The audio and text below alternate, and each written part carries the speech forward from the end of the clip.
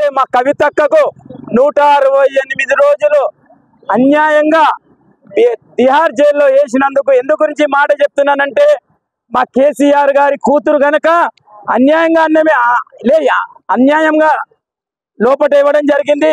ఇలా న్యాయమే నెగ్గిందని చెప్పి నేను చెప్పడం జరుగుతుంది. ఎంత అయినా కూడా ప్రజలు గమనిస్తూనే ఉన్నారు. ఈ 8-9 నెలల సంధి ఎంత అన్యాయంగా మా పార్టీలో ఉన్న నాయకులకు కూడా ఎంతో ఇబ్బందులు పెడుతున్నారు. కనుక మేము బీఆర్ఎస్ పార్టీ భయపడే ప్రసక్తే లేదు. రాబోయే దినాలలో కూడా బీఆర్ఎస్ పార్టీ జెండా తెలంగాణలో ఎగరబోతుంది. అన్యాయంగా 168 రోజులు మా కవితక్కకు అన్యాయంగా లోపట ఇవ్వడం జరిగింది. అయినా కూడా మా అక్క భయపడలేదు. మా అక్క ఒకటే మాట చెప్పింది, న్యాయంగా నేను బయటికి వస్తాను. ఈ రోజు మా కవితక్క న్యాయంగా బయటికి రావడం జరుగుతుంది.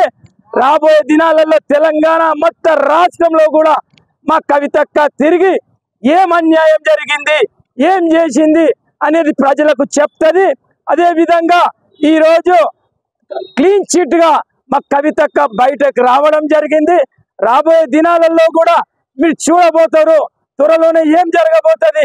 మా కేసీఆర్ గారు మాట్లాడాడు, మా కాట మాట్లాడాడు కానీ చేసి చూపిస్తామని చెప్పడం జరుగుతుంది. ఎందు గురించి మాట చెప్తున్నానంటే అన్యాయంగా మా అక్కకు లోపటేశారు. మా అక్క భయపడలేదు. మా అక్క టైగరు, మా అక్క మొగ టైగర్ లెక్క ఇట్లా చెప్పుకుంటూ పోయింది.